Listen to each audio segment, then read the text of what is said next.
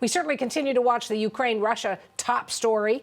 U.S. Secretary of State Antony Blinken says it was useful to meet his Russian counterpart, Sergei Lavrov. That meeting happened in Geneva today in what could be a critical week of diplomacy. The talks were aimed at heading off a possible invasion as tens of thousands of Russian troops mass on the border with Ukraine. It can choose the path of diplomacy that can lead to peace and security, or the path that will lead only to conflict, severe consequences, and international condemnation. The United States and our allies and partners in Europe stand ready to meet Russia on either path. Blinken said the talks showed hopeful signs and left the door open for further diplomacy. Blinken reiterated that an invasion by Russia would be met with, quote, a swift, severe, and united response from the United States and its allies. CBC's Chris Brown has more on that face-to-face meeting. Right off the bat, I think the fact this meeting happened at all was sometimes unexpected, since December meeting between the two men ended without any real evidence of progress. But today, both Blinken and Lavrov, they met for 90 minutes. And I think the key takeaway, crucially, is that there's going to be more talks between the two men, between the two countries.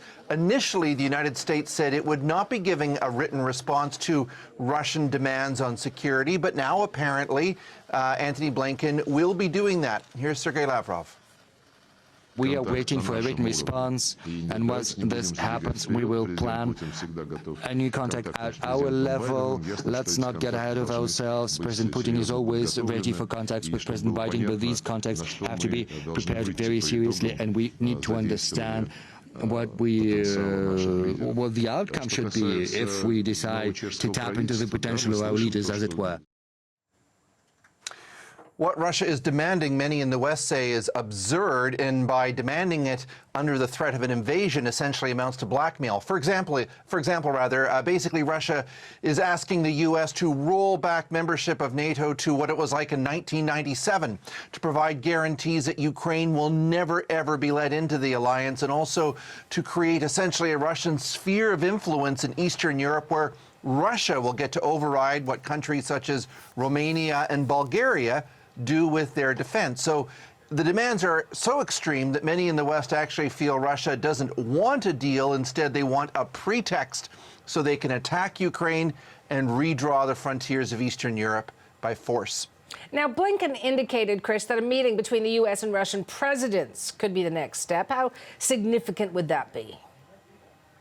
Well, if this does happen, it would be Vladimir Putin's decision, so he obviously is the central figure in this, but we're still a fair ways away from that.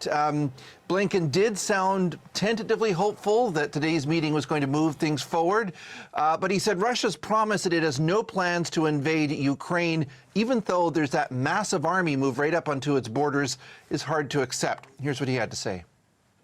Russia invaded Ukraine in 2014, seizing Crimea, provoking an ongoing conflict in eastern Ukraine, the Donbass, changing Ukraine's borders by force.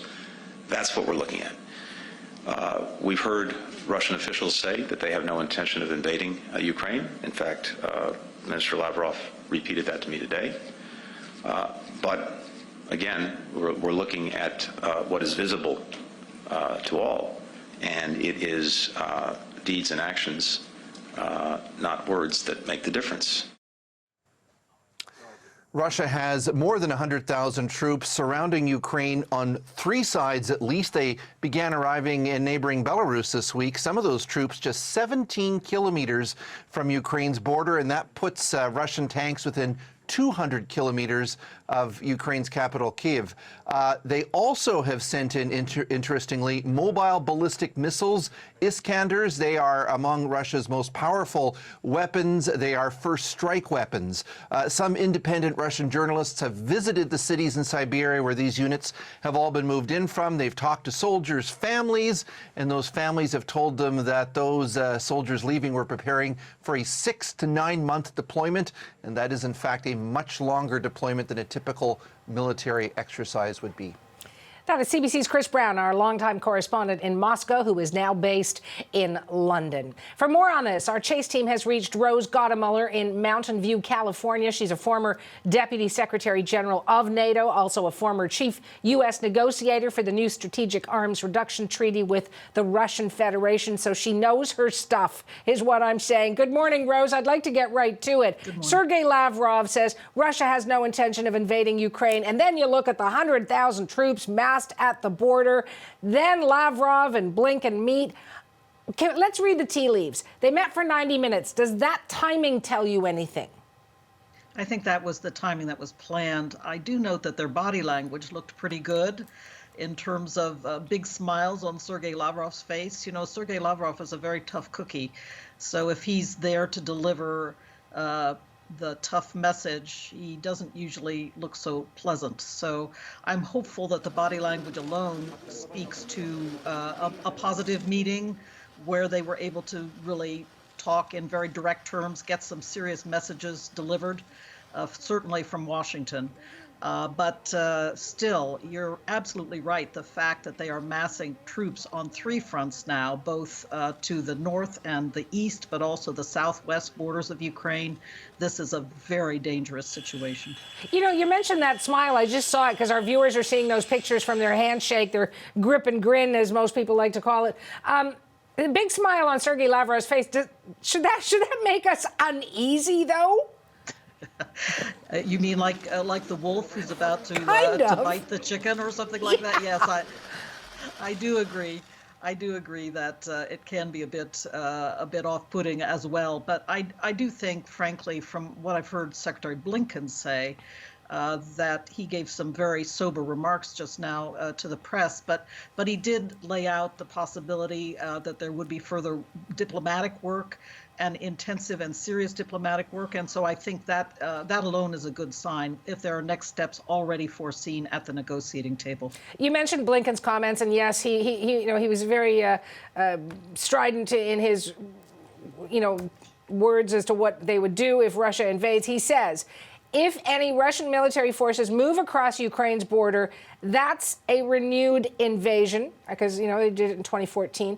It will be met with swift, severe, and a united response. Should the Russians be afraid? Well, I think the Russians should be deterred.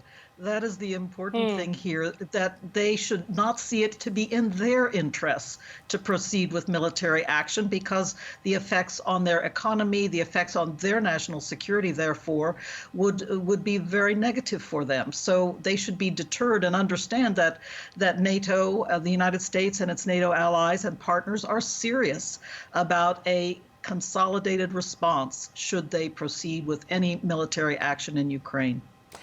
Let me ask you this. If push comes to shove, is Europe, is the U.S., Canada fight ready? Is Russia? Well, it's evident that Russia is portraying itself as fight ready. Again, I'm not so sure that the Russian people want to see their boys coming home in zinc coffins. That's the problem always. And I think that Putin has to bear that in mind. There could be domestic political costs for him if he proceeds with this invasion. But the other thing is that NATO and the United States certainly, but NATO have consistently and persistently trained to be ready for this kind of situation. Deterrence and defense is one of the core pillars of NATO, and it is serious. But I want to state also that NATO has, in addition to deterrence and defense and strong, very strong commitment in that regard, also is ready for diplomacy. It always keeps those two tracks open, because we need to also be able to try to resolve things without resort to the use of force. NATO as a defensive alliance feels very seriously about that. So, I love speaking with you and picking your brain. Let me do it on this question here. Let's look ahead then to Lavrov going back to Putin, to Blinken going back to Biden, and he's already left Geneva, by the way. What's the conversation? Are the Russians saying, what do we have to gain if we cooperate? And what will we have to gain if we go further with conflict? Is that going to be the discussion in Russia? And then we'll get to the U.S. Of course, those kinds of cost-benefit analyses must go on. It's very hard to see inside President Putin's head, but I remarked a moment ago about the zinc coffins coming back from a conflict in Ukraine. He is facing a decline in his popularity on a national basis. Oddly, one finds it hard. And so I think part of what he's doing now is to try to create that big bump in popularity he got in 2014 when Russia seized Crimea.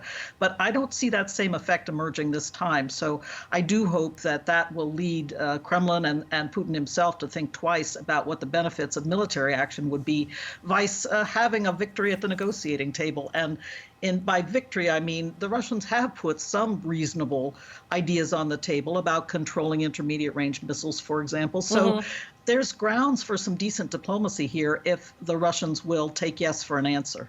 And what about the conversation that Blinken's going to be having when he is back on American soil? Well, I know that there's a lot of very somber consideration going on from the White House and across the U.S. interagency, including in our Department of Defense. So there is serious preparation going on for the worst case. Nobody wants that worst case of conflict to emerge, but certainly the president has been very clear that we would bolster our NATO allies with additional forces, but we would also be working very hard with Ukraine to ensure that they have weapons that they need to defend themselves. And finally, that we would be working hard with our allies to ensure that Russia feels pain on the economic front. We'll certainly be watching. I know you will be, but I thank you for your time. You be well, okay? Yeah, you too. Thank you. Rose Gottemuller in Mountain View, California, former Deputy Secretary General of NATO.